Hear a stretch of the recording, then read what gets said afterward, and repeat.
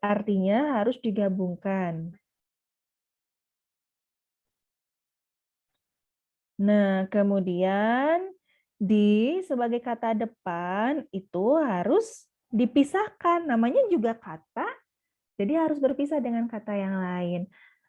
Kemudian saya ingatkan kembali di sini, jika kita ingin mengetahui digabung atau dipisah, nah kita boleh mengeceknya dengan cara mengganti di tersebut dengan awalan yang lain. Misalnya, nah awalan di itu kan tidak tiba-tiba muncul. Di pasti turun dari me. Ada me dulu baru ada di. Nah, jadi ini cara mengeceknya. Jadi kalau kita ingin tahu di itu digabung atau dipisah, silakan coba cek menggunakan atau diganti dengan me. Misalnya ada kata ditulis, ternyata ada bentuk menulis, sehingga ditulis itu harus digabungkan. Nah, kalau ini kan masih mudah ya, kita tahu ini kata kerja. Persoalannya adalah misalnya ini di atas, di bawah. Pada kalimat ini di atas itu menyatakan tempat. Dan kalau kita ganti menjadi pernyataan mengatas, kan nggak mungkin ya. Ini jadi bukan bentuk pasif. Nah, karena tidak bisa kita ganti dengan mengatas, berarti ini seharusnya dipisahkan. Di dalam konteks kalimat ini di atas, kalau kita ingin mengecek benar salahnya, coba ganti dengan kata depan yang lain. Apa kata depan itu? Kan kata depan itu ada banyak. Ada ke, ada dari, seperti itu ya. Nah, jadi itu cara mengeceknya. Ceklah menggunakan jenis yang sama. Kalau awalan, coba cek menggantinya, diganti dengan awalan. Kalau kata depan, gantilah dengan kata depan yang lain. Nah, ini nanti akan terlihat pada kata misalnya apa ya? Oh, ini ada yang menarik. Ada kata yang sering kita gunakan ternyata itu salah. Adik-adik mungkin pernah menggunakan atau mendengar atau membaca dikarenakan. Ini relatif banyak digunakan, dikarenakan apalagi dalam forum-forum resmi, di dalam surat misalnya dikarenakan bla bla bla. Dan ternyata dikarenakan itu salah. Kaidahnya adalah dikarenakan, ingat, di itu tidak muncul tiba-tiba. Di itu turun dari me. Nah, ketika kita ubah menjadi me, apakah ada kata mengarenakan? Ternyata kan tidak ada. Sehingga kata dikarenakan ini salah, tidak baku. Kenapa loh malah banyak digunakan? Nah, konsepnya adalah karena itu kan sama dengan sebab. Karena itu sama dengan sebab. Yang sama itu apa? Yang sama itu adalah keduanya sebagai konjungsi menyatakan sebab. Hati-hatinya adalah sebab itu bisa menjadi konjungsi, bisa juga menjadi kata benda.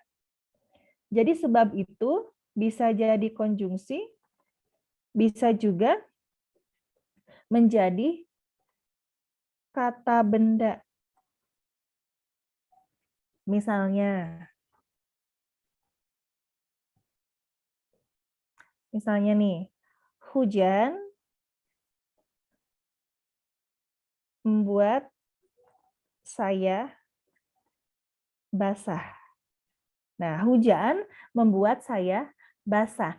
Hujan di sini kan sebagai sebab. Nah, sebab yang ini yang dimaksud dengan kata benda. Jadi sebab yang jelas menjadi alasan, itu bukan sebagai konjungsi, bukan sebagai penghubung satu kata dengan kata yang lain. Itu. Jadi inilah sebabnya, konkretnya sebab itu ada, yaitu hujan. Nah, itu sebab sebagai kata benda. Kalau kita gunakan kata sebab kemudian menyebabkan, ini ada. Menyebabkan. Kemudian turun menjadi disebabkan. Ini ada. Oh, maaf, ini salah tanda ya. Tandanya salah. Seharusnya yang berubah menjadi menyebabkan disebabkan itu dari sini. Seharusnya dari sini. Sebab sebagai kata benda itu bisa diubah menjadi menyebabkan dan disebabkan. Tetapi sebab sebagai konjungsi itu tidak bisa diubah menjadi disebabkan ya. Makanya tidak ada dikarenakan. Karena yang namanya konjungsi tidak bisa ditambah dengan imbuhan. Ditambah konjungsi, ditambahkan. Nggak bisa. Jadi seolah-olah disebabkan di sini, nah ini yang salah miskonsepsinya di sini ya. Jadi banyak yang mengira bahwa menyebabkan itu turunnya dari kata sebab sebagai konjungsi, padahal bukan. Menyebabkan itu terbentuk dari kata sebab sebagai kata benda, sebagai nomina. Baru bisa diturunkan. Kan kalau nomina bisa diberi awalan akhiran kan? Misalnya yang lain, misalnya nomina kata benda yang lain apa ya? Kata benda wadah ya, mewadahi. Nah, kan itu bisa diberi awalan akhiran. Itulah sebab yang berubah menjadi disebabkan itu adalah sebab sebagai kata benda, bukan sebagai konjungsi. Karena konjungsi itu tidak bisa diberi imbuhan. Nggak bisa. Coba kita ganti pakai yang lain. Konjungsi apa ya? Dan. Didankan, ditetapikan. Tidak bisa. Jadi itu kaidahnya. Makanya kalau kita menemukan kata dikarenakan, otomatis itu salah. Tidak baku. Biasanya ini berhubungan dengan kalimat efektif. Itu ya. Nah, itu kembali ke sini. Di atas, jadi kesimpulannya ini di atas salah ya. Sehingga jawaban B ini bukan pilihan yang tepat. Lalu kesusastraan Indonesia, ini juga K-nya tidak perlu dikapitalkan. Kemudian yang C-nya sastrawan ini juga tidak harus. Kemudian apapun. Sudah dibahas belum ya apapun. Pun yang digabung dan pun yang dipisah.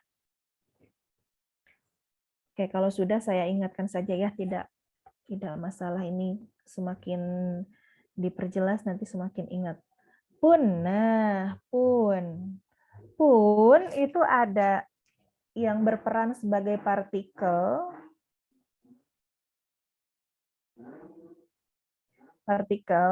Ada yang berperan sebagai kata. Ya, kalau sebagai partikel ini sifatnya nempel, makanya ada tanda hubung di sini. Jadi nempel dengan bagian sebelumnya pun. Berarti tulisannya harus digabung.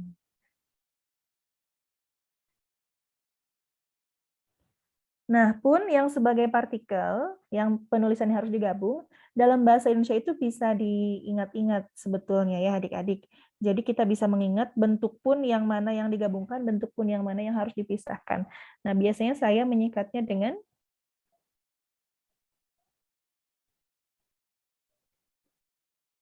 ini, kas BMW. Nah, ini ingat-ingat. Jadi pun yang sebagai partikel, penulisannya harus digabung, adalah kas BMW. Apa saja itu? K-nya adalah, ada beberapa K. Yang pertama adalah kendati pun. Kemudian K yang keduanya adalah kalaupun. Kemudian A-nya adalah ataupun. Kemudian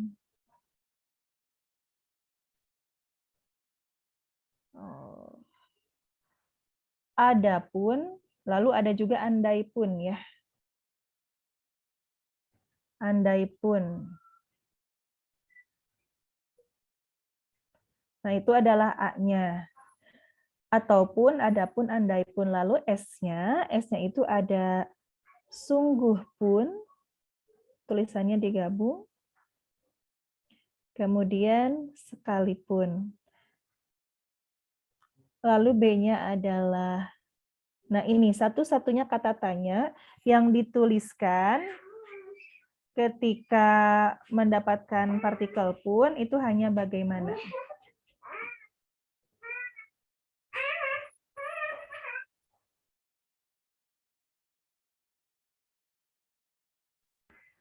Bagaimanapun, satu laginya adalah biarpun. Nah, lalu M-nya adalah maupun dan meskipun. Lalu W-nya adalah walaupun. Oke, jadi kas BMW ini jumlahnya ada 1, 2, 3, 4, 5, 6, 7, 8, 9, 10, 11, 12 ya. Hanya ada 12 pun yang digabungkan. Itu sebagai partikel yang tulisannya harus digabung. Nah, partikel di sini artinya itu sebagai pelengkap saja. Jadi tidak ada maknanya. Misalnya, meskipun dengan meski itu sama.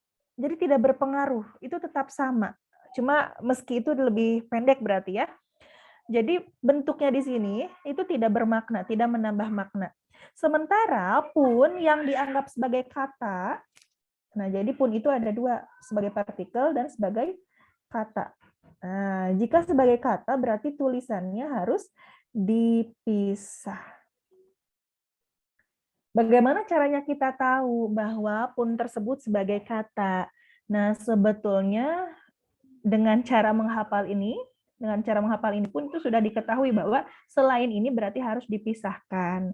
Tetapi ketika kita lihat lagi ke maknanya, nah ini bisa lebih jelas lagi. Pun sebagai kata, tulisannya harus dipisah apabila mengandung makna juga atau saja. Nah, begini ya, misalnya adik makan, saya pun. Nah, saya pun berarti di sini saya juga.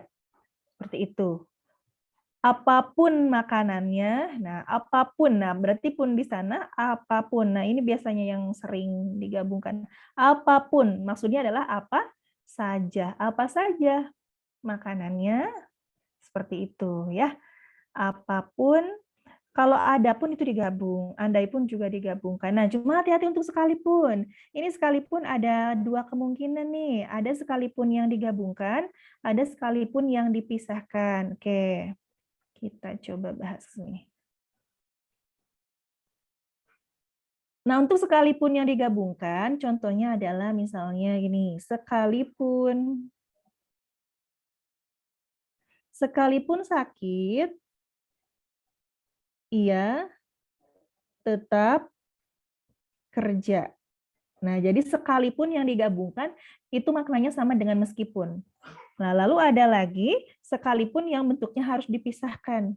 Misalnya, sekalipun ia tak pernah datang, misalnya seperti itu. Jadi maksudnya adalah sekali saja, sekali juga dia tidak pernah datang. Nah, itu ya. Jadi perbedaan antara pun sebagai partikel dengan pun sebagai kata. Dihafalkan saja ini yang jumlahnya terbatas. Nanti selebihnya berarti tidak perlu digabungkan. Nah, apapun berarti salah. Segi apapun, seharusnya segi apa saja harusnya dipisahkan. Yang D, karena itu setiap pelajar yang belajar menganalisis itu,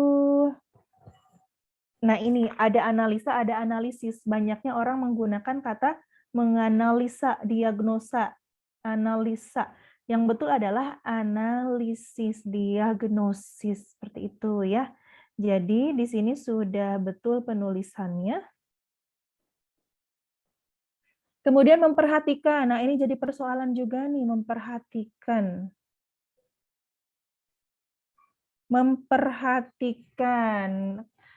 Sempat beberapa kali berubah ya memperhatikan itu. Ini nanti berhubungan dengan bab 2. Nah, kata dasarnya itu ternyata kalau sekarang dari kata dasar hati. Sebelumnya sempat baku kata dasarnya adalah perhati. Nanti kita bahas di bab 2 ya, ini nyambung. Intinya memperhatikan itu sudah betul, penulisannya sudah oke. Memperhatikan. Kemudian yang E, di sini ada kesalahan pada kata antar sastrawan. Nah, ini ya, antar sastrawan. Seharusnya antar sastrawan itu digabungkan karena bentuk terikat. Saya lupa di sini sudah bahas bentuk terikat atau belum ya, antar sastrawan. Kalau seandainya belum, nanti boleh disampaikan. Ini harus digabungkan karena antar itu bentuk terikat. Antar pada pilihan E, ini bentuknya terikat ya. Yang namanya bentuk terikat berarti tidak mungkin berpisah dengan bentuk yang lainnya, sehingga tulisannya seharusnya digabungkan. Nah, artinya dengan demikian, jawaban yang paling tepat untuk soal nomor 11 adalah pilihan yang D. Karena yang ditanyakan adalah seluruhnya ditulis dengan menggunakan ejaan yang benar. Jawabannya yang D. Baik, sampai sini silakan jika ada pertanyaan. Tadi kita singgung sedikit tentang yang digabung dan dipisah. Mungkin boleh dijelaskan tentang bentuk terikat, Bu. Oh, bentuk terikat ya? Ya. Oke, berarti belum saya bahas ya di sini. Bentuk terikat. Oh iya, silakan yang mau ke toilet boleh ya. Nah, Bentuk itu yang terikat. antal itu bukan sih, Bu? Iya, Yang udah belum antal, dijelaskan? sepertinya minggu lalu kayaknya udah, Bu. Udah Yang ya? tentang antal Yang jemput itu kalau nggak salah. Antal iya, iya jemput, betul. terus udah, Bu, udah. Oh, sudah ya? Sudah ya? Tapi mungkin boleh direview lagi, Bu. Ya, Oke. Ada banyak ya bentuk terikat itu ya? Ada banyak, cuma tidak semuanya biasanya digunakan. Yang namanya bentuk terikat, terikat itu kan berarti ada apa nih? Ada bertali gitu kan, terikat. Jadi menyatu, tidak mungkin bisa dipisahkan. Ada beberapa yang menjadi bentuk terikat dalam bahasa Indonesia yang sering digunakan itu misalnya pertama ada anti ya. Kemudian ada antar. Nah, kemudian ada dwi dwi eka itu tuh harus digabungkan. Ya, dwi bahasa, dwi warna. Jadi tulisannya harus digabung karena dwi itu bentuknya terikat kecuali dwi nama orang ya. Kemudian ada selain dwi apa lagi? Panca, panca juga sama. Pancasila, panca kaki, panca warna ini bentuknya terikat. Kemudian harusnya berurutan ya, tidak alfabetis nggak apa-apa ya. Misalnya ada intra ini terikat. Infra inter ini adalah bentuk terikat. Multi termasuk maha ya. Berarti kita sudah bahas maha kan? Maha yang digabungkan yang seperti apa, maha yang dipisahkan yang seperti apa. Kecuali pada kata maha esa ya, waktu itu kita bahas. Maha. Nah, ini bentuknya adalah bentuk-bentuk terikat. Kemudian ada juga non. Pasca udah ya. Oh, pasca pra. Nah, ini adalah contoh-contoh bentuk terikat yang banyak digunakan dalam bahasa Indonesia. Multi udah ya. Begini kurang lebih. Kecuali pada kata tertentu, misalnya antar. Antar itu kan terikat. Tapi yang terikat itu adalah yang mengandung makna setiap dan menyeluruh.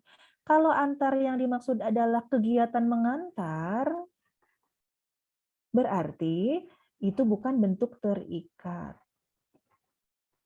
Antar yang sama dengan makna mengantar berarti itu bukan bentuk terikat. Ini adalah kata kerja. Sehingga kata antar jemput itu tidak perlu menggunakan tidak perlu digabungkan ya. Antar jemput itu dipisahkan. Gitu. Sama halnya dengan antar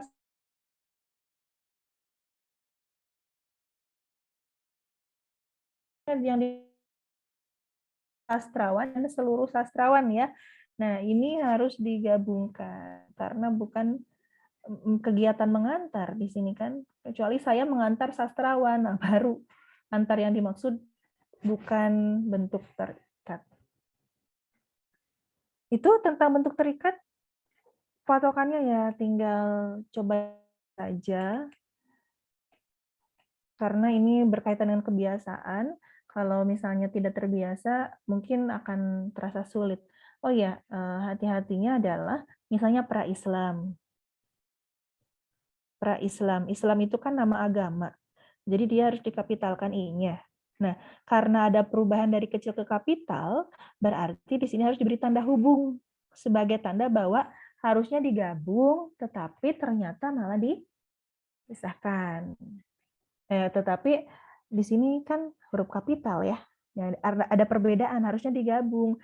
Karena ada huruf kapital, jadi diberi tanda hubung lah, tanda strip. Termasuk yang lain, misalnya anti nama orang, misalnya anti Budi. Sama kayak gini. Anti Budi. Yang seharusnya kalau kita nulis antibody itu digabung, karena Budi itu nama orang, digabung juga ini. Hanya karena ada perbedaan dari kecil ke kapital, baru diberi tanda hubung. Itu adalah bentuk terikat. Ada lagi yang perlu kita bahas sebelum lanjut ke nomor berikutnya?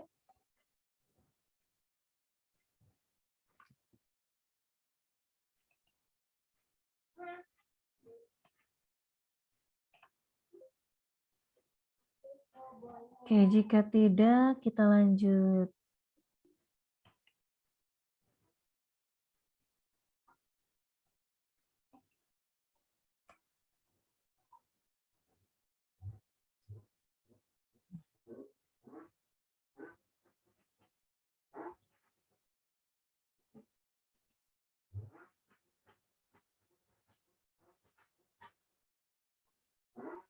Nah, ini. Dalam kalimat tidak benar ya, yang salah. Yang mana nih yang salah? Setelah mendengarkan info tentang pengaruh kata-kata negatif terhadap air, di ejaan ada tanda baca, ada huruf, ada kata baku tidak baku ya. Tentang pengaruh judul nih, tentang pengaruh judul. Pengaruh judul, judulnya ini konkretnya, kata-kata negatif terhadap air. Nah, ternyata judulnya itu, ini judul apa nih kalau ada tanda kutipnya? Nah, ada judul yang menggunakan huruf miring, ada judul yang menggunakan tanda kutip ya. Masih ingat yang huruf miring itu adalah judul besar, judul buku yang dicetak.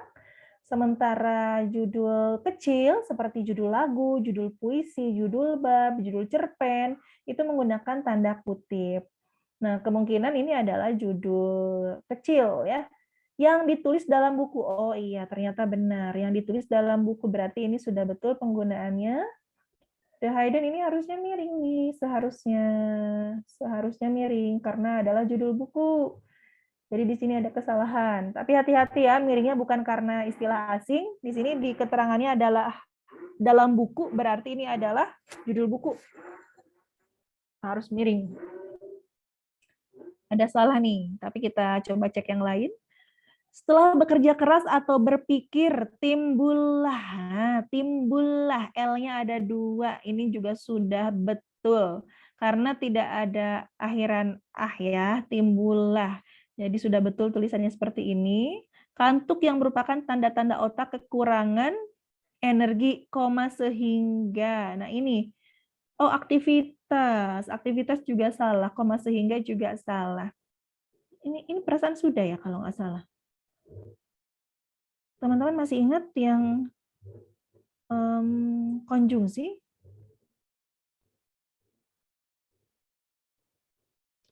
Yang wajib menggunakan koma adalah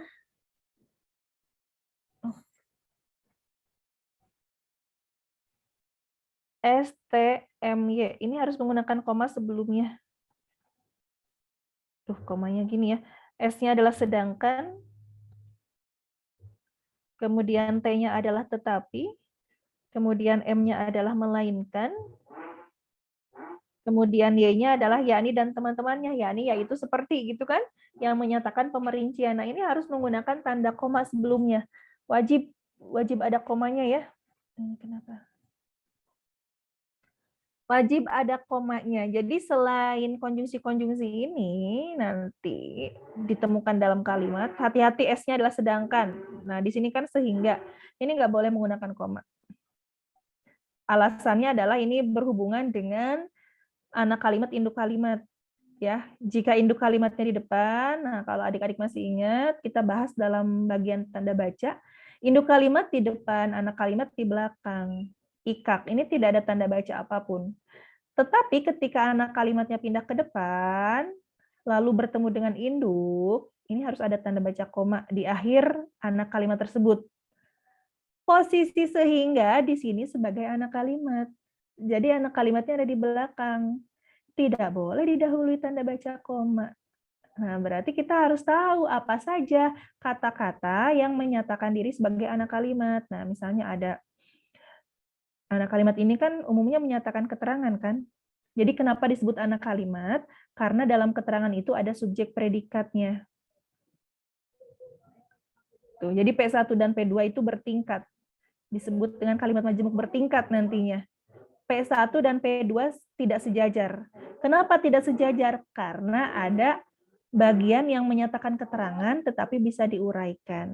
Nah, kita tinggal ingat-ingat saja konjungsi apa yang menyatakan diri sebagai keterangan yang bisa beranak, bisa ada anaknya. Nah, pertama ada yang menyatakan keterangan waktu, berarti konjungsinya adalah ketika dan saudara-saudaranya ya, ada banyak ketika, saat, tatkala, manakala, dan seterusnya. Lalu ada keterangan tujuan. Konjungsi yang digunakannya adalah untuk, agar, supaya, ya, dan seterusnya. Lalu ada juga yang menyatakan keterangan sebab. Konjungsinya adalah karena.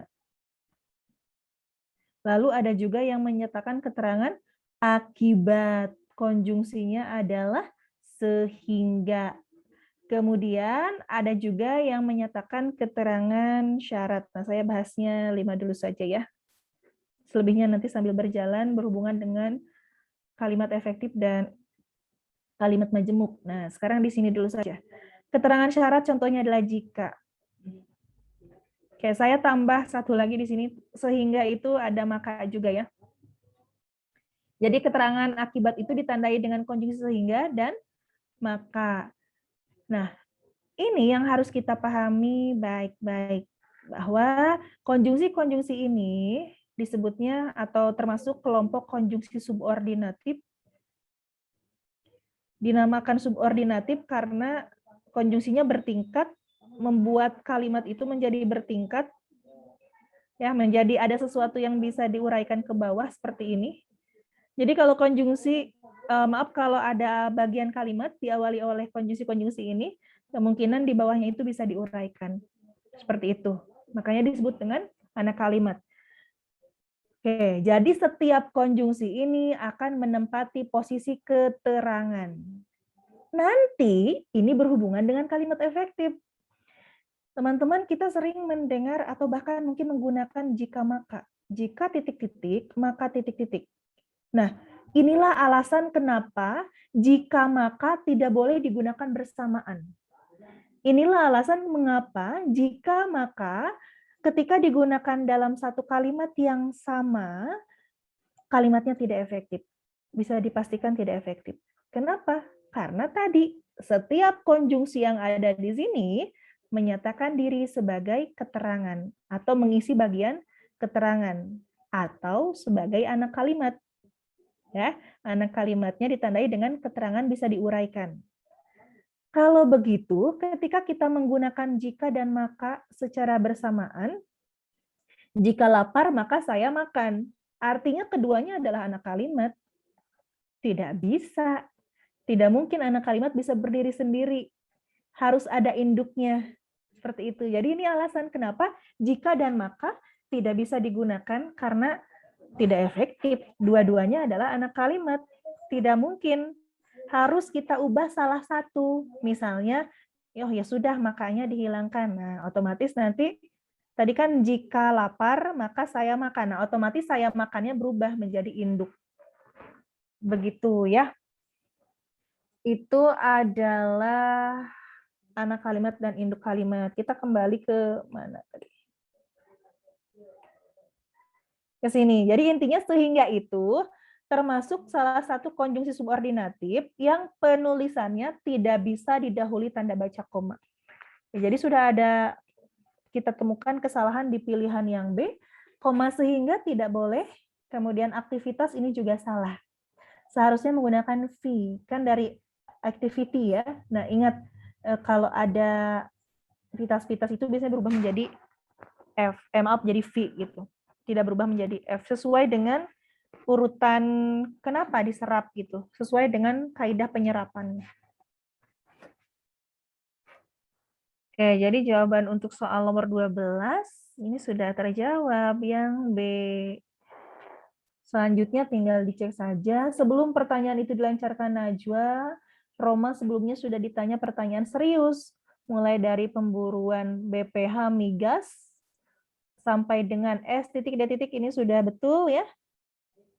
Sentilan mengenai kemampuan Roma di luar kapasitasnya sebagai pemusik dangdut dan penceramah agama. Kota Cimahi, oke sudah betul. Diberitakan 140, sudah betul. 29, oke menggunakan angka juga. Miligram dan seng. Oke, betul ya. Ini tidak ada kesalahan juga. Jadi jelas jawabannya adalah yang B. Untuk nomor 12. Oke, sampai sini ada pertanyaan kah?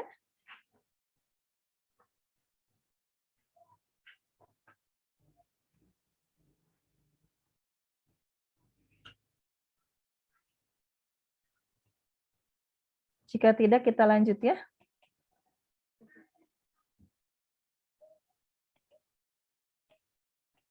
Oke, ke sini sepertinya bisa. Nah,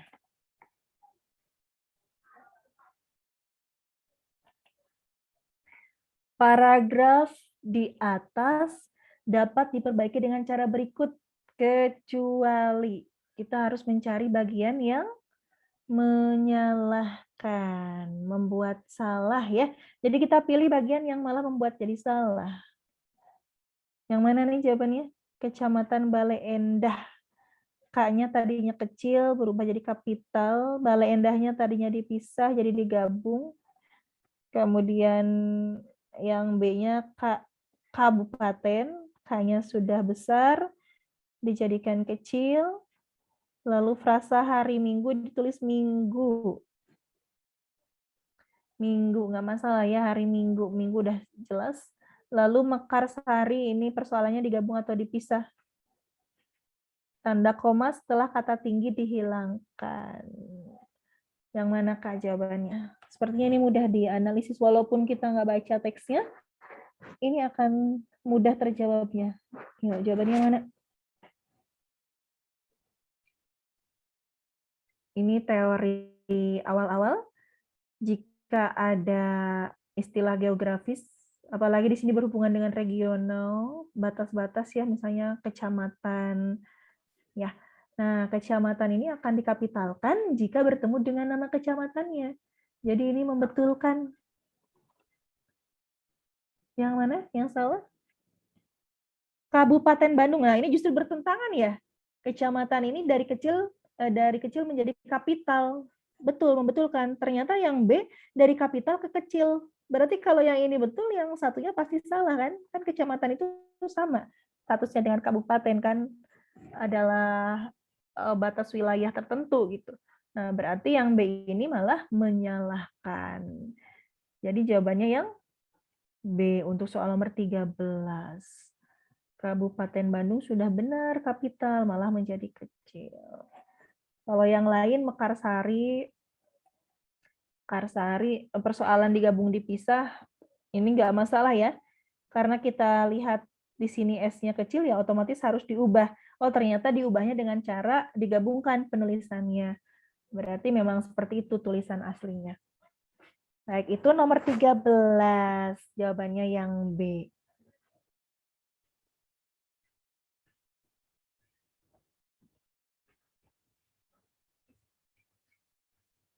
Kita lanjut. Nomor berikutnya. Nomor 14 ya.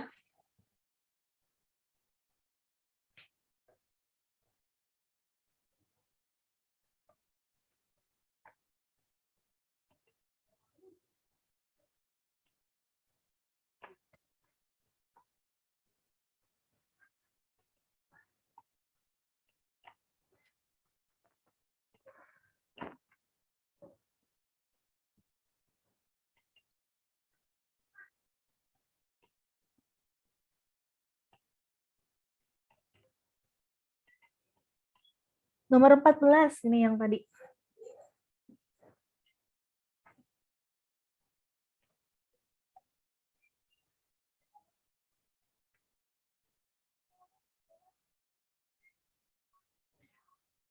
Pada kalimat manakah kesalahan penggunaan ejaan ditemukan? Nah, yang tadi ya. Ejaan, tanda baca, penulisan huruf, dan penulisan kata. Kita cek kalimat keempat. Kalimat keempat ini perlu kita akui koma. Nah, tanda koma di sini, kalau kita lihat ke konteks kalimatnya, perlu kita akui bahasa Indonesia memang semakin diminati warga dunia. Jadi ini kalimatnya bertingkat. Kenapa bertingkat? Karena kalau kita uraikan, jika kita uraikan, ini nanti ada predikat di bawah fungsi yang lain. Perlu kita akui. Seharusnya kan kita perlu akui gitu kan. Nah, ini S, ini P. Jadi kita anggap perlu itu sebagai penjelas dari akui, dari kata kerjanya. Bahasa Indonesia adalah subjek lagi. Memang semakin diminatinya adalah predikat. Warga dunianya adalah pelengkap. Nah, nanti kita bahas kenapa ini sebagai pelengkap di bagian berikutnya. Nah, sekarang ini dulu saja. Tidak bisa ya seperti ini ya, karena di sini tidak ada konjungsinya. Ingat bahwa setiap predikat yang terdiri, setiap kalimat yang terdiri dari dua predikat itu biasanya dihubungkan dengan cara menambah konjungsi. Di dalam kalimat ini tidak ada. Seharusnya tanda koma di sini diganti dengan bahwa. Sehingga perlu kita akui bahwa gitu kan. Nah, dari kata bahwa sampai dengan warga dunia, oke saya ubah ke sini. Perlu kita akui bahwa A misalnya. Bahwa A. Nah, perlu kita akuinya ini tetap sama subjek, maaf. Salah di sini ya, subjek, predikat. Bahwa A-nya itu sebagai sebentar.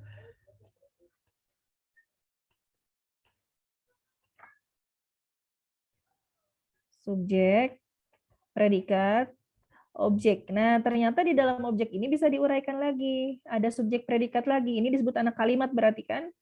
Jadi kata bahwa sampai dengan berikutnya itu sebagai anak kalimat. Nah, kita buktikan bahwa memang ini adalah anak kalimat. Ada ini, ada SPPL, ada subjek predikat baru.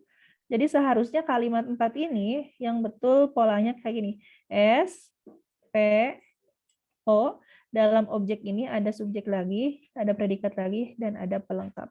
Seperti itu, makanya disebut dengan kalimat bertingkat. Ternyata di sini kata bahwanya tidak ada, diganti dengan tanda baca koma. Nah, ini boleh digunakan. Jadi tanda koma boleh mengganti kata bahwa pada kalimat majemuk bertingkat. Oke, jadi tidak ada kesalahan di kalimat keempat. Dari ejaannya, bahasa Indonesia ingat, nama bahasa, nama bangsa harus dikapitalkan. Ingat yang dikapitalkannya adalah namanya ya, sehingga kata bahasa tidak perlu kapital. Jadi kalimat 4 ini tidak ada kesalahan ejaan. Kalimat 5, nah sebetulnya kalau kita lihat tempatnya tidak ada yang salah ya, 5-nya nggak usah dicek, tidak usah dipastikan, karena yang A pasti bukan jawabannya. Tapi kalau mau dicek boleh, kita cek.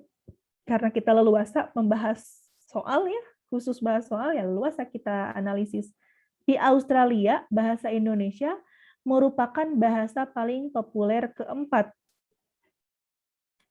Tidak ada masalah ya.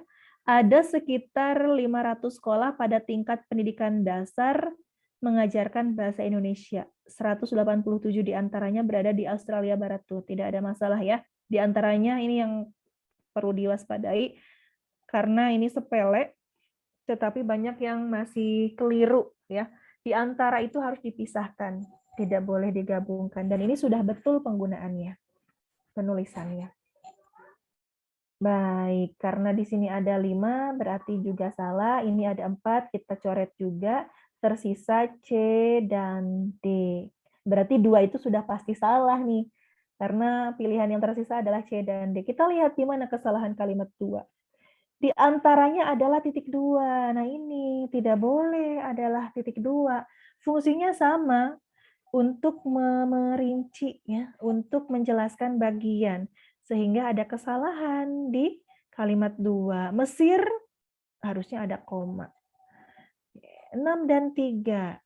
Kalimat 3 dulu deh yang dekat. Hal ini membuat bahasa Indonesia masuk ke dalam peringkat 10 besar bahasa yang paling banyak digunakan di seluruh dunia. Bandingkan dengan yang 6. Bahasa Indonesia merupakan bahasa yang wajib dipelajari di tingkat sekolah dasar, belum lagi jumlah ini perguruan tinggi yang menyediakan. Perguruan tinggi itu kan sama seperti kita menyebutkan SD. Pernah kita bahas ya sebelumnya, sekolah dasar. Itu tidak perlu dikapitalkan karena umum. Tetapi kalau disingkat menjadi SD, ini pun perguruan tinggi ketika disingkat jadi PT pasti dikapitalkan. Karena kaidahnya adalah diambil dari setiap huruf pertama, setiap kata. Tuh, tapi kalau diuraikan karena belum spesifik, jadi tidak perlu dikapitalkan PT-nya. Oke, jawabannya adalah yang C, 2 dan 6. Tuh, soal nomor 14.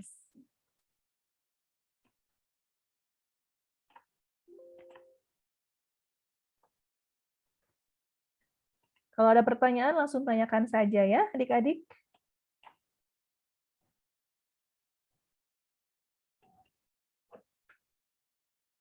Satu lagi sebelum istirahat ya. 15. Kalimat berikut yang seluruhnya ditulis dengan menggunakan ejaan yang benar adalah penglihatan komodo. Komodo nggak perlu kapital ya ini. Memang buruk, tetapi, tetapi sudah oke. Pendengaran, koma, dan penciuman. Nah, ini nggak perlu tanda baca koma. Sudah pasti pilihan A bukan jawabannya.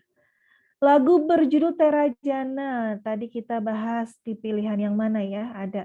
Ingat, judul kecil termasuk judul lagu, tulisannya harusnya diberi tanda kutip 2, bukan kutip 1. Jadi ini jelas salah.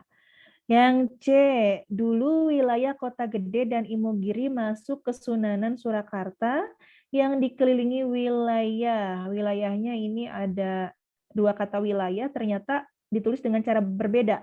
Pasti salah satunya salah. Harus sama kan? Wilayah Kota Gede, wilayah Kesultanan. Yang betul yang ini. Jadi yang W-nya kapital itu salah. Bukan jawabannya juga. Yang D, pemerintah Provinsi Jawa Barat menerapkan pendekatan akselerasi guna mencapai tingkat, kalau masih ingat, ada tanda titik, ada tanda koma 2 di bagian tengah kalimat digunakan. Ingat, kemungkinan itu adalah aposisi atau keterangan tambahan. Ya, kita bahas minggu lalu. Ingat bahwa untuk mengecek memang benar penggunaannya, kita coret saja dalam kalimat. Jika ternyata ketika dicoret kalimatnya masih oke, tidak ada masalah, berarti benar penggunaannya. Ketika bagian ini kita hilangkan, tidak dibaca, pemerintah Provinsi Jawa Barat menerapkan guna, malah jadi salah, ini juga nggak mungkin. Tersisa E nih, kemungkinan ini jawabannya, tetapi kita lihat dulu. Berikut 5 pesawat andalan TNI Angkatan Udara yang dilansir dari dokumentasi. Oh, ini juga ada salah nih. Yang 15 nggak ada jawabannya ya, adik-adik ya. Tidak bisa kita jawab. Kenapa? Karena pilihan E juga salah. Harian Kompas kan harusnya miring kompasnya. Majalah Angkasa dan TNI. Nah, kemungkinan ini adalah nama majalah nih. Ini juga kemungkinan harus miring. Soalnya di sini kan ada majalah Angkasa. Nah, berarti ini nama majalah kan? Harusnya dimiringkan. Baik, nomor 15 tidak ada jawaban. Tidak bisa kita jawab. Oke, itu soal nomor 15. Jadi bab satunya sudah selesai ya adik-adik. Ini juga sudah 17.54. Jadi pas waktunya. Sebelum istirahat kita selesaikan sampai dengan nomor 15. Jadi nanti kita lanjut dengan bab 2 ya, tentang kata dan proses pembentukannya. Silakan, boleh beristirahat. Nanti kita jumpa lagi 18.15 ya adik-adik. Sampai jumpa.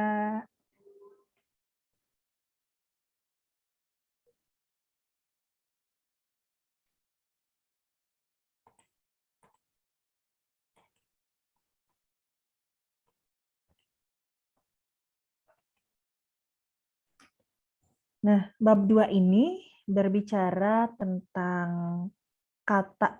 Kalau di dalam istilah bahasa Indonesia, dalam ilmu bahasa Indonesia, dalam linguistik itu disebut dengan morfologi. Morf bentuk ya. Jadi ilmu tentang pembentukan kata. Itu bab 2, morfologi.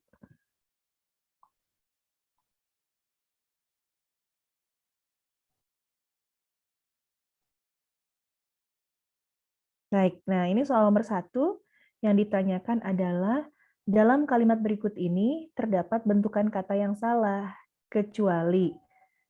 Karena ini kecuali berarti yang harus kita cari adalah yang benarnya.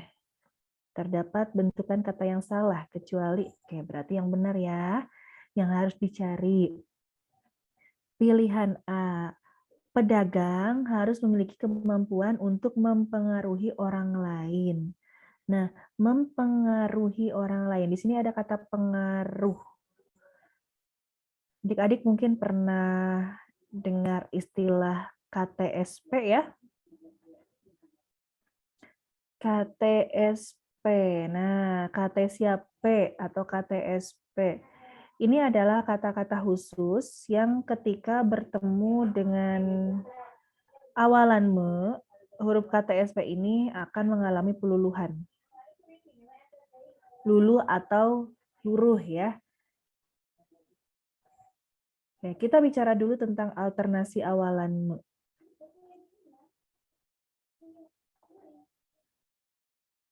Alternasi awalan me. Nah, jadi awalan me itu bentuknya me, hanya ketika bertemu dengan kata-kata tertentu itu akan berubah bunyinya sesuai dengan huruf apa yang dihadapinya. Ada 6 bentuk alternasi awalan me. Yang pertama adalah me, sama sekali tidak mengalami perubahan, bunyinya tetap me. Itu terjadi ketika bertemu dengan kata yang diawali oleh huruf L, M, N, R, W, Y. Nah, kemudian yang kedua, me akan berubah bunyinya menjadi mem ketika bertemu dengan kata yang diawali oleh huruf B, kemudian ada F, ada V, dan ada P. Nah, di sini huruf P-nya kita beri tanda khusus ya, karena ini merujuk pada KTSP. Kemudian yang ketiga, me berubah menjadi men ketika bertemu dengan kata yang diawali oleh huruf C, D, J, T, Z. Nah, huruf T kita beri lagi tanda khusus. PT. Nah, baru 2 huruf nih yang muncul. Lalu yang keempat, alternasi awalan me berikutnya adalah berbunyi meng. Baik, nah meng ini terjadi ketika awalan me bertemu dengan kata yang diawali oleh huruf G, H, K, kemudian A, I, U, E, dan O. Ya. Nah, di sini ada lagi yang diberi tanda khusus, yaitu huruf K, PPK, tuh udah 3. Lalu yang kelima, me berubah menjadi menge apabila bertemu dengan kata yang hanya terdiri dari satu suku kata atau satu silaba. Misalnya mengecat atau mengecap, kemudian mengepel, mengelap, dan seterusnya ya. Jadi ini satu silaba. Hati-hati karena di sini kan ada huruf C, ada huruf P juga yang tadi sudah kita tulis, sudah disebutkan di bagian sebelumnya. Karena memang berbeda. Ini satu silaba, sementara P misalnya contoh katanya pukul. Nah, kan ada 2 silaba atau 2 suku kata. Sehingga di sini bukan persoalan huruf apa yang dihadapi. Yang dihadapinya itu harus berbentuk satu silaba atau satu suku kata. Sehingga di sini berbunyi menjadi me, berubah ya, mengecap, mengecap, mengepel, termasuk mengetik. Nah, mengetik ini ternyata kata yang baku itu tik, bukan ketik. Mesin tik, bukan mesin ketik. Nah, jadi kata mengetik itu bukan dari ketik, melainkan dari tik. Gitu ya. Kemudian yang terakhir adalah men. Hanya satu hurufnya, yaitu huruf S. Jadi menasal atau awalan me berubah bentuk sesuai dengan huruf yang dihadapinya. Nah, ini ternyata ini yang ditandai adalah PTKS. Inilah yang disebut KTSP di sini ya, yang dimaksud dengan KTSP. KT siapa? KTSP. Kenapa KTSP itu mengalami peluluhan? Luluh itu artinya huruf PTK dan S-nya atau KTSP-nya tidak hadir atau tidak dibaca dalam kata bentukannya. Misalnya ketika kita menemukan me bertemu dengan kata kunci, bentuknya menjadi mengunci. Nah, kemudian me bertemu dengan kata tulis. Kata dasarnya bukan Menulis. nulis. Menulis kan ya? Betul. Lalu me bertemu dengan sapa, menyapa. Kemudian me bertemu dengan misalnya pahat. Nah, menjadi memahat. Nah, itu yang dimaksud dengan peluluhan. Jadi KTSP-nya tidak hadir di dalam kata bentukannya, sehingga tidak dibacakan. Berbeda dengan yang lainnya, baca, membaca, foto, memfoto. Nah, itu kan hadir ya setiap huruf-hurufnya. Nah, begitu itu adalah peluluhan kata. Nah, di sini di pilihan A ada kata mempengaruhi, yang kata dasarnya diawali oleh huruf P. Pengaruh. Jadi P yang di sini ini bukan imbuhan ya. Beda dengan misalnya apa? Nih, mempertahankan. Nah, kalau seperti ini baru tidak luluh. Mempertahankan karena huruf P-nya di sini bukan sebagai kata dasar, ini adalah per, ini adalah imbuhan kan? Awalan. Beda dengan kata mempengaruhi. Kata dasarnya adalah pengaruh, sehingga P ini harusnya hilang, tidak dibaca, atau luluh. Nah, artinya di sini pilihan A salah. Harusnya memengaruhi, memercayai, memercayakan, bukan mempercayakan ya. Itu terjadi peluluhan. Kemudian pilihan B. Seiring dengan kebakaran itu terjadi hujan yang sangat lebat sehingga jalan-jalan bergenang air. Nah, di sini kata bergenang. Bergenang itu jalan-jalan bergenang air. Nah, ini konteksnya yang salah ya. Secara bentukan ini oke, nggak masalah. Memang seperti ini tulisannya. Hanya kalau kita lihat konteks kalimat, jalan-jalan bergenang air. Jalan bergenang. Harusnya yang bergenang itu air di jalan. Seperti itu. Kalau jalan itu tergenang. Jadi harusnya ini bukan B. Harusnya tergenang air. Seperti itu. Lalu yang C, mengkampanyekan. Ini juga sama konsepnya ya. KT siape, KTSP mengalami peluluhan sehingga kata kampanye di sini ya harus hilang kayaknya. Jadi yang betul Mengampanye adalah harusnya. betul mengampanyekan. Nah, ini memang cenderung sulit ya untuk yang kata-kata yang tidak biasa kita ucapkan, misalnya sosialisasi. Coba kalau ditambah mekan, mesosialisasikan. Yang betul apa tulisannya jadinya? Menyosialisasikan harusnya ya. Nah, iya, harusnya menyosialisasikan seperti itu. Hanya karena jarang digunakan, akhirnya yang terjadi apa ya? Sudah terbiasa seperti itu. Jadi ketika mendapatkan informasi bahwa yang betul adalah menyosialisasikan, merasa heran gitu. Jangankan itu ya, kata pesona. Kan kita biasa mengucapkan mempesona. Ternyata yang betul adalah memesona. Karena kaidah tadi, kata SP itu luluh, tidak dibaca. kecuali pada kata ada kata yang memang bentukannya dua-duanya menjadi baku ya, misalnya pada ini kaji, ternyata bentuknya jadi dua nantinya. Ada mengaji, ini sesuai dengan aturan KTSP, tetapi ada satu lagi kata, yaitu mengkaji. Oke.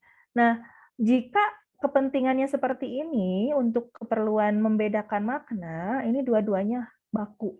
Karena beda maknanya. Mengaji itu berkaitan dengan kegiatan keagamaan, sementara mengkaji itu menganalisis, memahami, kemudian membahas, seperti itu ya, kurang lebih. Jadi tentang pembelajaran yang umum.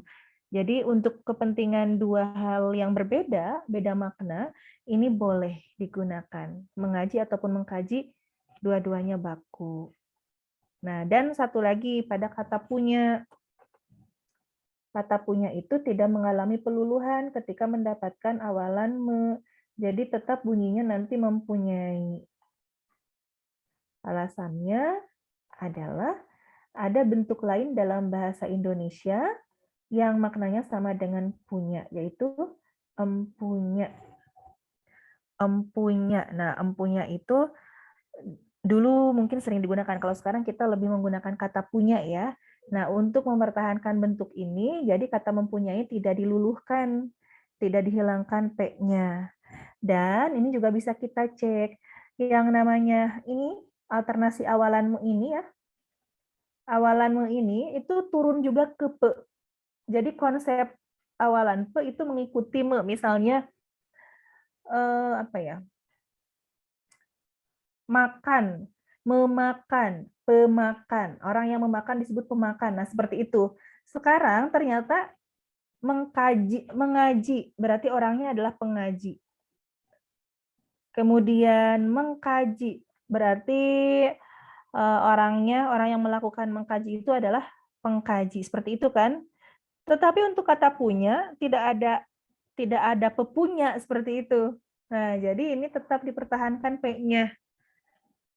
Ya, P-nya tidak mengalami peluluhan. Ini alasan utamanya tadi untuk menghindari untuk mempertahankan ya. Kalau yang menghindari salah arti itu yang atas, yang ini. Kalau yang ini yang punya itu untuk mempertahankan bentuk asalnya. Berarti ini kompleks ya, Bu ya? Iya, betul. Kompleks karena ketika sudah diinformasikan ke masyarakat gitu bahwa kata SP itu luluh, ternyata ada kata yang tidak berterima dengan konsep itu. Itu ya problema, memang menjadi problematik di masyarakat itu seperti itu. Bahkan ada juga pendapat, setelah seperti ini pun ada pendapat yang mengatakan, wah ini tergantung dari bentuk ketika diucapkan enak atau tidak, seperti itu, ada yang seperti itu. Tetapi kita kembali saja ke konteksnya ya, ke konsep awalnya, kata SP itu luluh. Di soal-soal juga, itu insya Allah ke sini kok arahannya, bahwa setiap kata SP itu luluh. Tapi kalau memang bicara ke masyarakat itu sudah berbeda. Karena sulit, yang namanya massa banyak, tidak mungkin kita bendung ya. Ada banyak persepsi. Cuma alasan ini dasarnya kuat kok.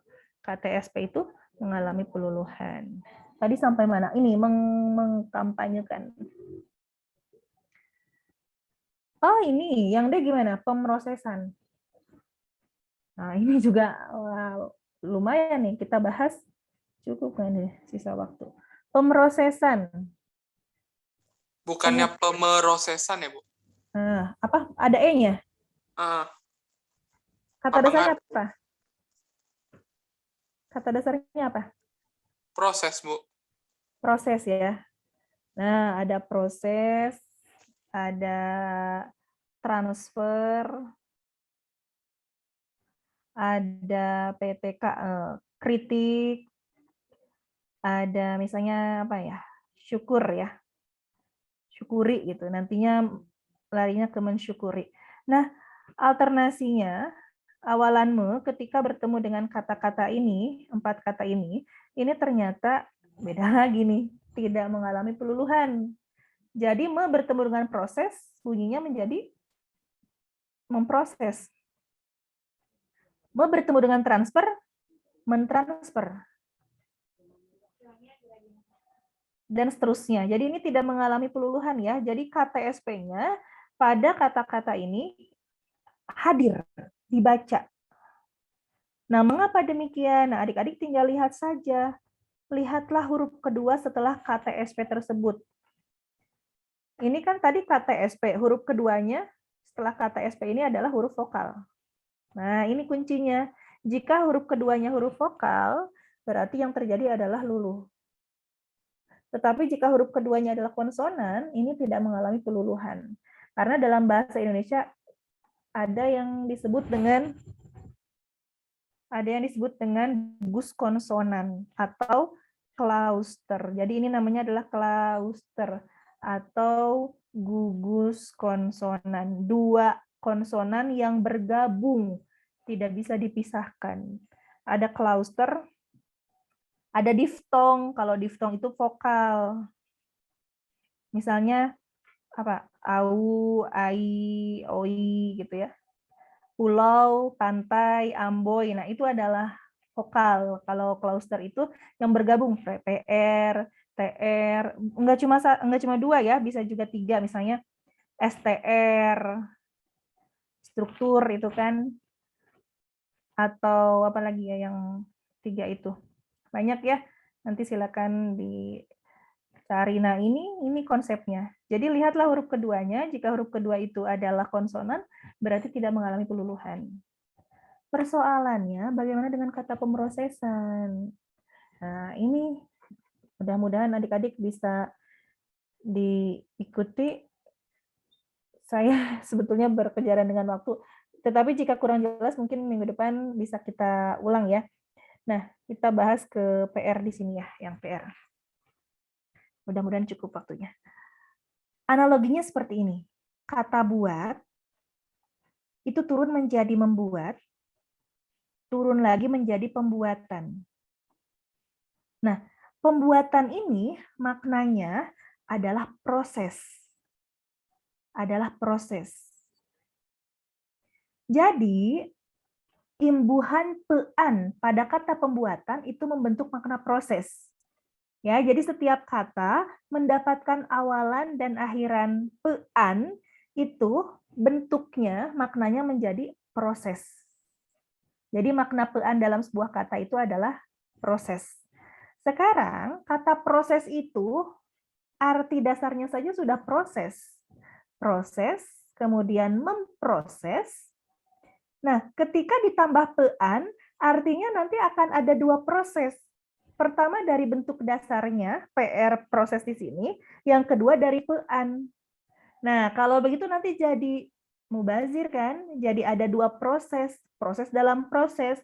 Sehingga bentuk bakunya adalah, kan seharusnya gini, pemprosesan. Kalau kita analogikan ke sini. Analogikan ke tadi PR sebagai klauster, tidak luluh kan? Seharusnya pemprosesan. Tetapi bentuk dasarnya saja sudah bermakna proses. Nah, sehingga kita harus menghilangkan salah satu prosesnya dengan cara menghilangkan huruf P. Jadi bentuk yang baku adalah pemrosesan. Nah, ini alasannya ya. Jadi pemrosesan itu sudah oke, sudah betul tulisannya di dalam pilihan D tersebut.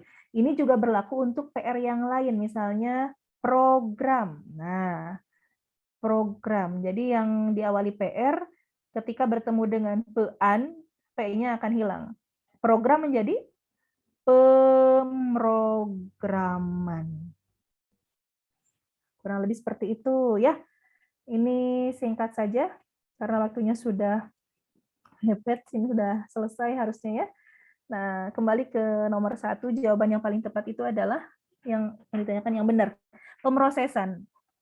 Yang salah karena standar itu kan gini, standar. Nah, standar. ST itu adalah klauster, jadi tidak boleh hilang, tidak boleh luluh S-nya, sehingga bentuk yang benar adalah penstandaran. Nah, seperti itu ya. Berarti kompleks ya Bu ya buat menentukan leburkan atau enggak, banyak faktornya Bu. Iya betul ini. Cuma ini dasar kok. Jadi